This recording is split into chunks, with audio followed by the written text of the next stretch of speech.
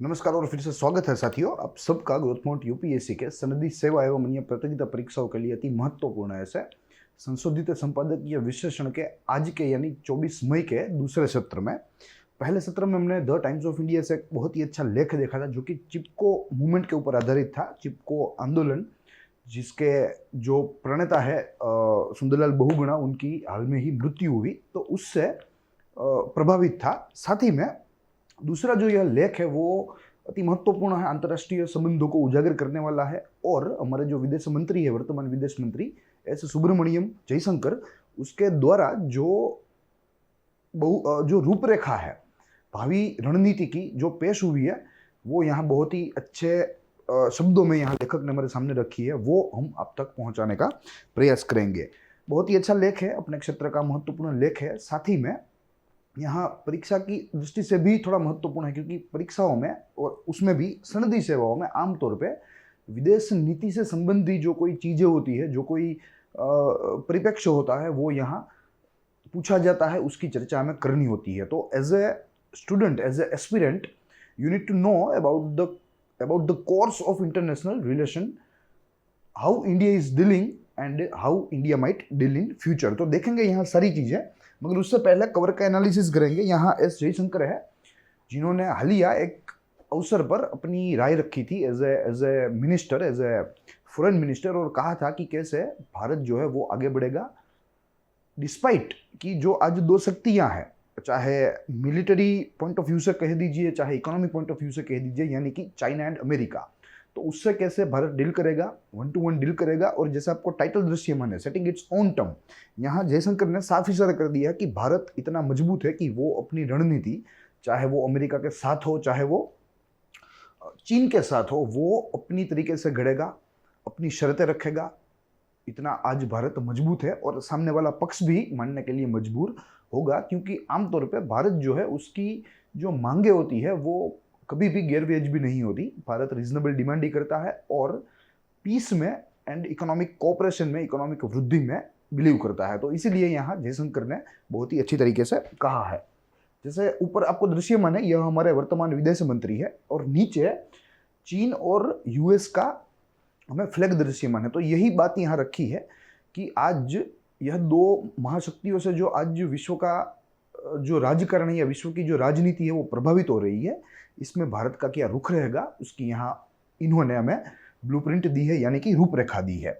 आगे बढ़ेंगे। देखिए, यह आज का जो लेख छपा है उसकी जो इमेज है, क्योंकि इंडियन एक्सप्रेस के तहत यह इमेज उनके जो इलेक्ट्रॉनिक जो पोर्टल है उनका, उसमें नहीं अभी भी अपलोड हुई है, तो इसलिए हमने यहाँ फिजिकल इमेज को रखा है। और बहुत ही अच्छा लेख है, बेनाम लेख है, मगर अगर सनदी सेवा परीक्षा के साथ ही से जोड़ा जाए, पाठ्यक्रम के साथ जोड़ा जाए, तो हम लोग कह सकते हैं कि मुख्य परीक्षा के जीएस पेपर 2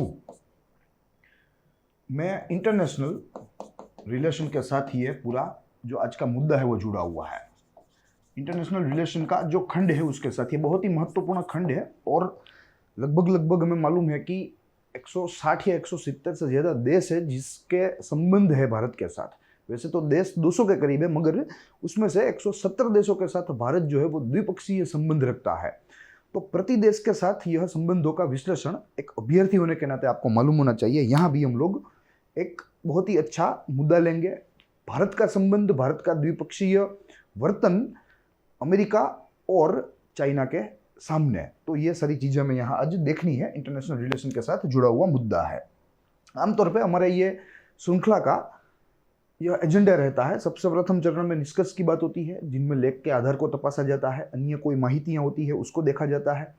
फिर महत्वपूर्ण बातों में जो लेख में लेखकों के द्वारा जो उनका संशोधन हमारे सामने पेश किया हुआ होता है, कुछ आंकड़े होते हैं, नई नई परिभाषाएं होती है, या कुछ अन्य महत्वपूर्ण बातें होती है, तो वो सारी चीज़ें हम लोग यहाँ महत्वपूर्ण बातों में यानी कि हाईलाइट्स ऑफ द आर्टिकल में देखते हैं। और अगर लेख परिपूर्ण ना हो, हमारी परीक्षा जरूरतों को पूर्ण ना करता हो, तो हम लोग यहाँ हमारे इनपुट देते हैं इन द फॉर्म ऑफ संशोधित तत्व, यानी कि रिसर्च्ड एलिमेंट्स, ताकि पूरा लेख जो है वो एग्जाम ओरिएंटेड बने और देखने वाले जो अभ्यर्थी है उनको जो है आसानी रहे यह पूरे मुद्दे को समझने के लिए। वे अपने आप भी यह पूरे सेशंस को देख के अपने आप भी उत्तर लिख सकते हैं। तो यहाँ आंसर राइटिंग की भी हम लोग बात करते हैं, कन्विंसिंग पावर भी डेवलप करते हैं और साथ ही में एक मत बनाते हैं, एक व्यू बनाते हैं।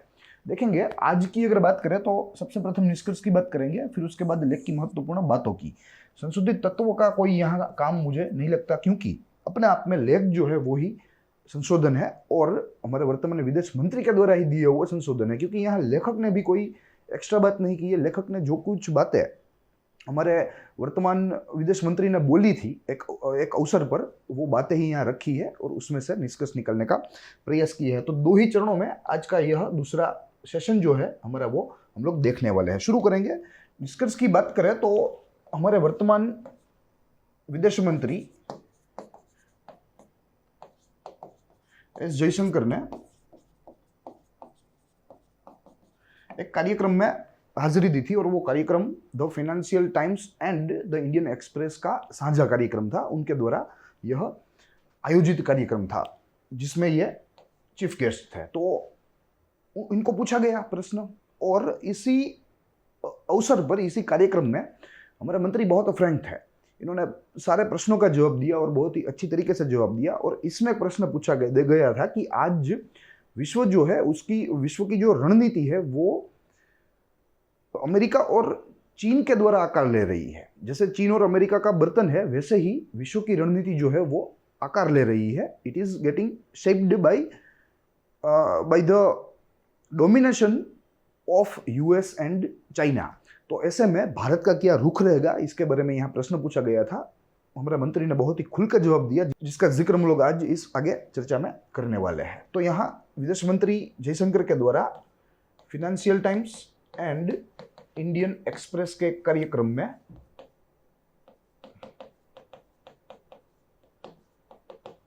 भाषण तो नहीं कह सकते, इन्होंने मात्र और मात्र जो पूछे गए सवाल थे उनके जवाब के रूप में यह पूरी रणनीति हमारे सामने रखी है, रूपरेखा रखी है, जिसमें से हमें कई सारे तत्व ऐसे हैं जो हमारे लिए महत्वपूर्ण हो, सामान्य दृष्टि से भी महत्वपूर्ण हो, और अगर आप अभ्यर्थी है, सरकारी नौकरी चाहते हैं तो आपके लिए यह अति महत्वपूर्ण है। तो इसलिए यहाँ आज इस जो है मुद्दे के ऊपर हम लोग आज बात करने वाले हैं। तो ये बात रही निष्कर्ष की। अब समझते हैं महत्वपूर्ण बातें जिनमें हमारे विदेश मंत्री श्री द्वारा कई सारी महत्वपूर्ण बातें की गई है, जिसमें से सबसे प्रथम, जैसे मैंने आपको बताया कि आज वैश्विक रणनीति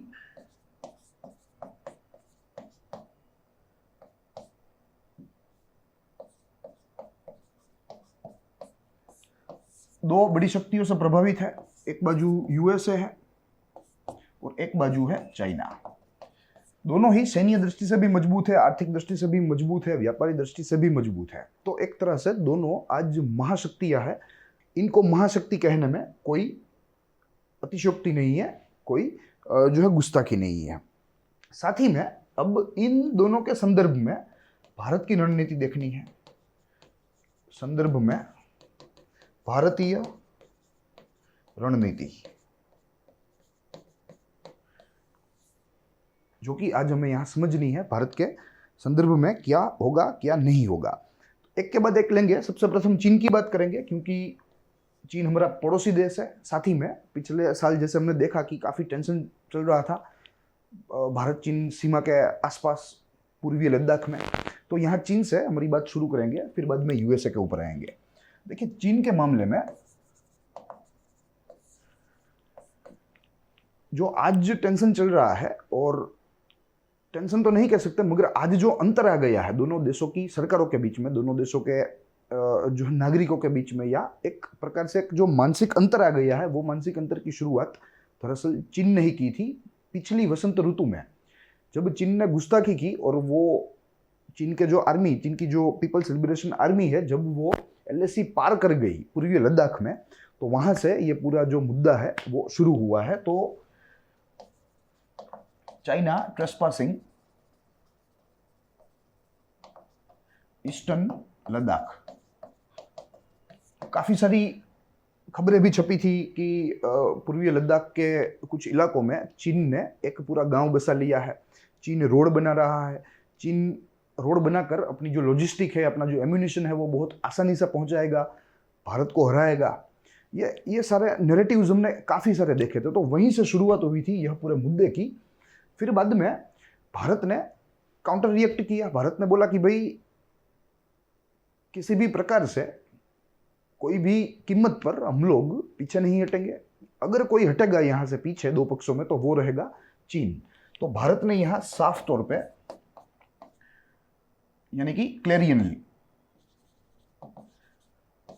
भारत ने एक बहुत ही स्पष्ट संकेत दे दिया कि भाई भारत पीछे नहीं हटेगा,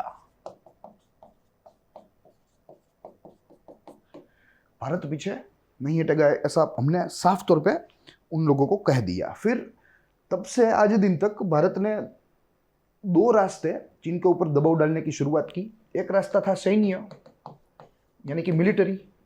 भारत ने अपनी सैन्य ताकत भी उन इलाकों में बढ़ाई जहां चीन जो है वो अपना प्रभुत्व स्थापित करना चाहता था, तो ये बात रही सैन्य की। दूसरी बात थी आर्थिक। काफी सारे समाचार छपे थे कि भारत ने अपनी जो सेना बल है वो चीन में बढ़ा दी है।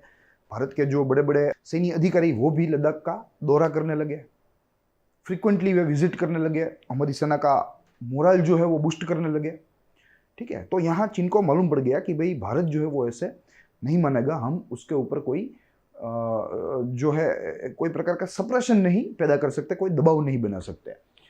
और दूसरा मोर्चा था आर्थिक। तो ये भी हमने सुना था भारत की आबादी ने बॉयकॉटिंग करना शुरू किया चीन की वस्तुओं को, चीन की चीज वस्तुओं को। भारतीय सरकार ने भी एक गाइडलाइन प्रदर्शित की, उसमें कहा था कि भाई आपको वोकल फॉर लोकल करना है, चीनी चीज़ों के पीछे नहीं दौड़ना है, मगर भारतीय चीज़ों को खोजना है, उनको खरीदना है, उनका वपराश करना है। ठीक है, तो एक प्रकार से आर्थिक रूप से भी हम लोग चीन को बॉयकॉट करने लगे, जो कि चीन की एक सबसे बड़ी ताकत है।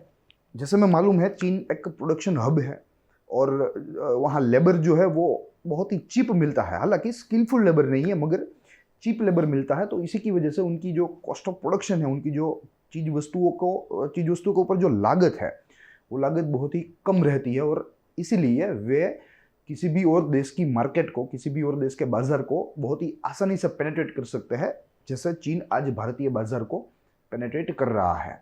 ठीक है, घरेलू वस्तु जो भारत में ही बनी है वो चीन से आयात की हुई जो चीज होती है उससे महंगी होती है, तो स्वाभाविक रूप से जो कस्टमर होगा, जो उपभोक्ता होगा, वो सस्ती चीज ही लेगा। ठीक है, तो इस तरह चीन जो है वो भारत के मार्केट को भी पेनिट्रेट करता है, और ना केवल भारत के मार्केट को मगर पूरे विश्व के मार्केट को। यूएस भी चीन के इसी रुख से परेशान है। ठीक है, चीन आज अमेरिका के ऊपर भी इस तरह ही हावी है। लगभग 70% जो चीज वस्तु है अमेरिकी बाजार में मिलती है वो लगभग चीन से निर्यात जो है आयात की जाती है, यानी कि इंपोर्ट की जाती है। तो ये आज परिस्थिति है। तो भारत ने आर्थिक रूप से भी यह बात शुरू कर दी। फिर उसके साथ भारत ने 5G टेक्नोलॉजी, जो कि आने वाली टेक्नोलॉजी है, जिसकी बाजार अभी बन रही है, टेक्नोलॉजी डेवलप हो रही है और बाजार जो है वो धीरे धीरे बन रही है। अलग अलग जो टेलीकम्युनिकेशन कंपनियां हैं उनके बीच में आज एक प्रतिस्पर्धा है, कौन पहले यह पूरे जो है टेक्नोलॉजी नेटवर्क को डेवलप करे, पहले सबसे पहले ऑपरेशनल बनाए, यानी कि कार्यरत बनाए। ठीक है, तो यहाँ 5G कंपनी जो कि भारत में सेवा देगी, 5G सेवा देगी, वो कंपनियों की सूची में से भी भारतीय सरकार ने चीनी कंपनियों को हटा लिया है।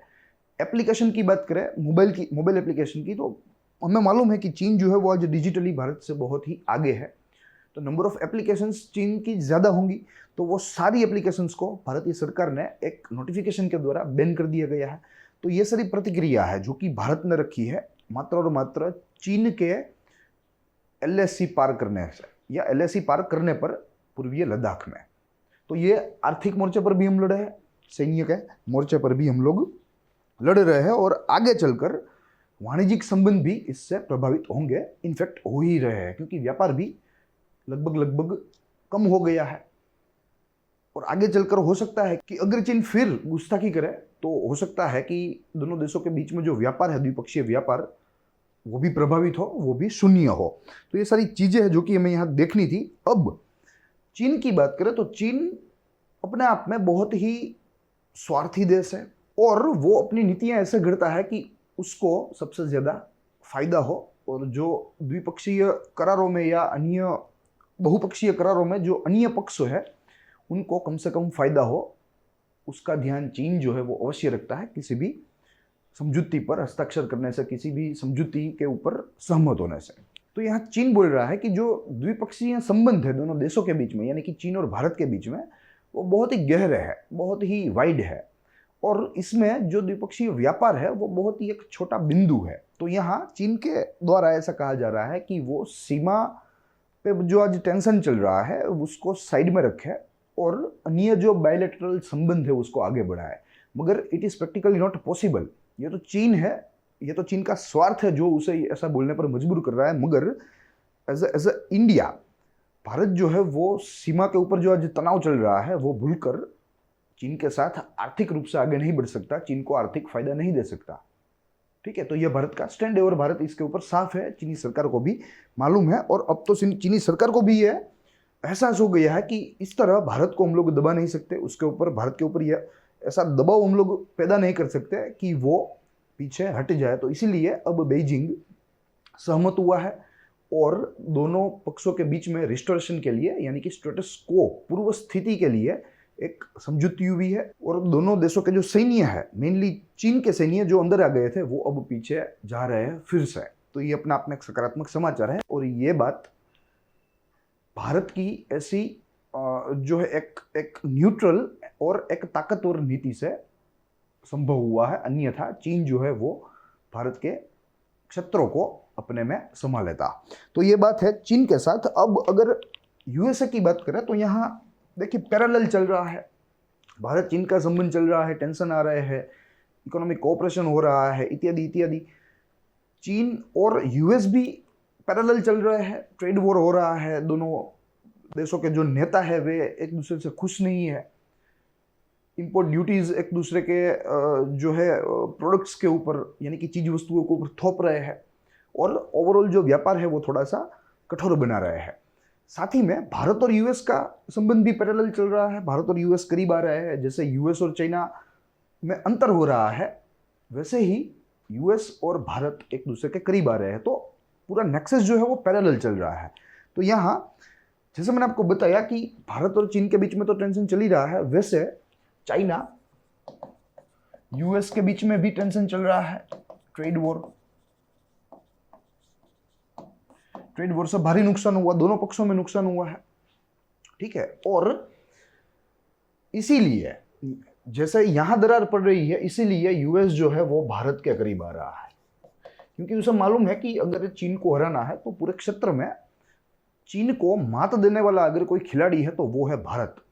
इसमें भारत की साइज है वो मैटर करती है, भारत की जो भूभौगोलिक स्थिति है वो मैटर करती है, प्लस भारत का जो रुख है, पूरा इतिहास अगर आप देख लीजिए तो भारत ने किसी भी देश के साथ कोई भी समय किसी भी प्रकार की गद्दारी नहीं की है, किसी का विश्वास नहीं तोड़ा है। तो यहाँ अमेरिका जो है वो सारी चीज़ों को कैलकुलेट करके अब वो झुक रहा है भारत की ओर, भारत के करीब आ रहा है। और इसी में पिछले वर्ष भारत और यूएस के संबंध ने बहुत ही तीव्रता देखी, और ये तीव्रता क्वाड सिक्योरिटी कोऑपरेशन से मिली, जिसे क्वाड्रिलेटरल सिक्योरिटी फ्रेमवर्क कहा जाता है। 4 पक्ष है, भारत, यूएस, जापान और ऑस्ट्रेलिया। तो ये एक प्रकार से एंटी चीन ग्रुप भी माना जाता है कि ये चीन के विरुद्ध का ग्रुप है, चीन को मात देने के लिए बनाया है, मगर ऐसा कुछ नहीं है, मात्र और मात्र सुरक्षा सहयोग है ये। और आगे चलकर ये सुरक्षा सहयोग ब्रॉडर हो सकता है, बड़ा हो सकता है, और अन्य सहयोग भी इसमें शामिल हो सकते हैं। तो इस तरह कुछ यूएस और इंडिया के संबंध ने भी पिछले वर्ष तीव्रता देखी। और यह जो क्वाड्रिलेटरल सिक्योरिटी फ्रेमवर्क है यह इनिशिएट हुआ था ट्रंप एडमिनिस्ट्रेशन से। ट्रंप एडमिनिस्ट्रेशन ने इसे शुरू किया था, मगर इसे एडिशनल मोमेंटम जो दिया हुआ किसी ने, तो वो है बाइडेन का एडमिनिस्ट्रेशन। अन्यथा बाइडेन जो है वे इसको रुकवा दे सकते थे, मगर इन्होंने इसको मोमेंटम देना पसंद किया। तो ये बात सिद्ध होती है यहाँ कि चीन जो है वो यूएस से दूर हो रहा है, और इस तरह ही यूएस जो है वो भारत के करीब आ रहा है चीन को मात देने के लिए। तो यही सारी बातें हैं जो कि हमें यहाँ देखनी थी। तो Trump initiated and Biden administration gave it an additional momentum, ताकि यह जो पूरा कॉपरेशन है वो आगे चले, मजबूत हो। तो इस तरह से जैसे मैंने आपको बताया कि भारत यूएस संबंध गहरे हुए और ऐसे ही चीन यूएस संबंध दुर्बल हुए और चीन भारत संबंध भी दुर्बल हुए। और इसमें मात्र और मात्र जो किसी का जो है, जो कोई इसमें विलन है तो वो है चीन अपने आप में। तो यही सारी बातें हैं। तो यहाँ साथ में अपने अपने अपने आख्यान को कंक्लूड करते समय हमारे विदेश मंत्री ने यह भी कहा कि भारत जो है वो बहुत ही मजबूत है। किसी भी पक्ष के साथ डील करने के लिए वो शर्तें जो है वो अपने आप एक डिटरमाइन कर सकता है, तय कर सकता है, कैसे चीन के साथ डील करे, कैसे यूएस के साथ डील करे, और उसमें किसी का भी दबाव, किसी का भी प्रभाव भारत के ऊपर नहीं हो सकता। भारत जो कोई भी निर्णय लेगा वो अपने आप में उसका ही निर्णय होगा। तो इसी के साथ हम आज हमारी चर्चा को समाप्त करते हैं। I hope you enjoyed the lecture. आपका फीडबैक भी मैं दे सकते हैं। अगर आपको हमारे लेक्चर्स पसंद आ रहे हैं तो आप अप्रिशिएट कर सकते हैं। आपके सजेशंस, अगर आपको कोई लग रहा है कि कहीं पर भी सुधार की ज़रूरत है तो आप हमें सजेशंस भी दे सकते हैं। We welcome your suggestions. आप अपने डाउट भी पूछ सकते हैं, चाहे वो इस विषय के साथ हो, सामान्य अध्ययन के किसी अन्य और विषय के साथ संबंधी हो। आप खुल के हमें आपके डाउट पूछ सकते हैं।